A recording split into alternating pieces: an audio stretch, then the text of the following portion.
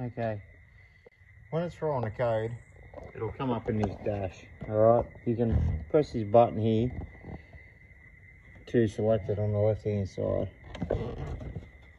And what you do, put the lanyard on, click it, comes up, and you hold your finger on the button, let go, hold your finger on the button again. That's how you can change the hours to the voltage. But if there's a code to come up, well, 0, 1 means normal. I've got no codes coming up, so it's fine. But that's how you find the codes. Alright, so step 2, we'll come down to here and have a bit of a look over it. Going to show you fuel pressure in a minute. So, depending on what your issue is, like some people change spark plugs because it's something basic, it won't rev. Or I only wish that was my issue. What I usually find is it's a lot more than that. And for this one, I had an external regulator someone put on there, which the return line down here was just dumping straight back into the tank and putting air bubbles all through my system. So I had the air running through the fuel rail and causing major problems. Try to use a factory fuel setup. Use your works tune on it. And I just run a factory, everything. It's going back to factory. They're not the ideal gauges to run over. And I'll tell you what's really strange, it's holding pressure. Like, as I put the original stuff back in it, it's actually holding pressure right now. Anyway, check your fuel lines, make sure they're hard. If they're not, they're soft and spongy. One blew out last night. Big rip down the guts of it. I only took it for a run. And I found the issue with the tank. And I've got to put new fuel lines in it. But just make sure they're not soft. If they are soft and gooey, you need an EFI ones too. Don't run crappy little undersized ones either. Run the proper size you need. Alright. Other thing too, just because it doesn't show a code doesn't mean there's a problem. See this map sensor? In Australia about $560. I paid for it, $560. And it wasn't showing a problem. But what I did, you can't do, oh you can do it on here actually. You can squeeze the inlet line with pliers really tightly and start it. And if it's blowing smoke out the back really bad and carrying on, won't idle, jerking around, whatever, it can be a map sensor. And that was my issue. Even though the code wasn't saying that was the issue. Even with fuel, it won't tell you if the fuel's playing up. Doesn't matter what computer you run.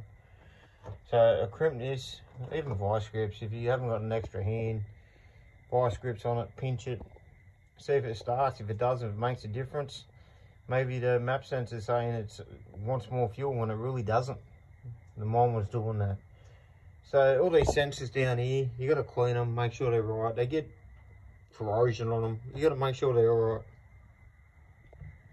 You can take off leads to see if they're running differently and so on. Like if you're not running a cylinder, take a lead off. You can do it while it's running, you won't get a shock. Pull it back. Even on the injector, you can pull back the injector and go, oh, okay, it made no difference. And just go through it and have a look. Any dramas, let me know, but sometimes just a basic, like a hose off a vacuum here, and that'll cause it to run rich. Like silly things, you got to go right over them. Like anything to do with electrics, make sure they're clean. Hoses here, the base plate on the inlet manifold, like you can get a hole in it and it won't show a fault code. So don't be alarmed if you don't see any fault codes come up. So this thing, I fixed the fuel up. It's a works tune. I rang the company. They said run factory settings, don't run anything else. Fuel pressure, even the 17 PSI wheel in it, what I have, F1 wheel, it's quite fine on the map sensor. You don't need to change it on a work setup. So I recommend running a work setup. You're running factory gear on it. There's no dramas. Anyway, just fire it up so you can watch the fuel pressure, have a bit of a look.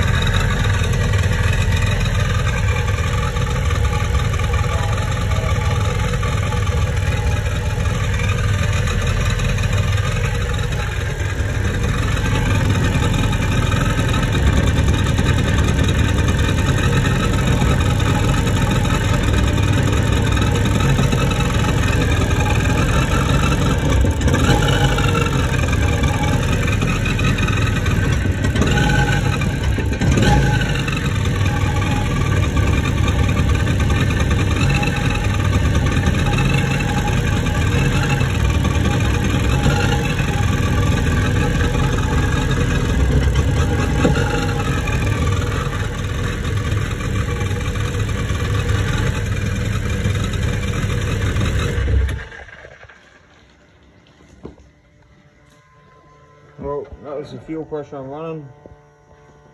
So it's about, I don't know, 54 PSI. You determine. But it's around about there. It's all factory. Whatever it is, it is. So yeah, that's pretty much everything I've gone over. Like, if the intercooler gets a hole in it, you're gonna know about it too. Like, sometimes these blow-off valves, they leak. So you got to give it a few revs, and if it's blowing off, like, put your finger over it, you can feel the air coming out. It's no good. Some leak. I've tested them on the bench and they're hopeless.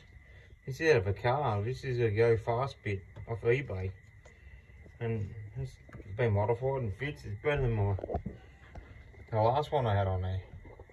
The last one was leaking like a sieve. This one's like sealed, 100% sealed. So stuff like that, you got to go right over. Like, and this is why most people end up going to a mechanic, because they don't have any clue of how to fix it or where to diagnose it. When you're on the side of the water or a river, you got to work out what's going on. You know, to get yourself back. And if you're gonna keep riding it, like, sometimes you lose boost, and if you can turn it, like, take that piece off and turn the impeller both ways, well, you know straight away that it's either the clutch gone, or if you can wiggle it up and down pretty high, you know the shaft's broken. Which I've had that happen too. Intercooler's leaking, gotta make sure they're not leaking. Water's going in the hole, or like the motor leaking in the hole. Anyway, that can damage things. They'll be really up on these things. If you're not, you'll pay for it. And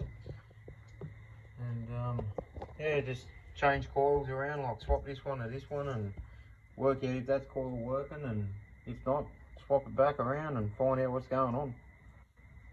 So this thing was puffing out smoke, and the map sensor was saying it was perfect. Total lie.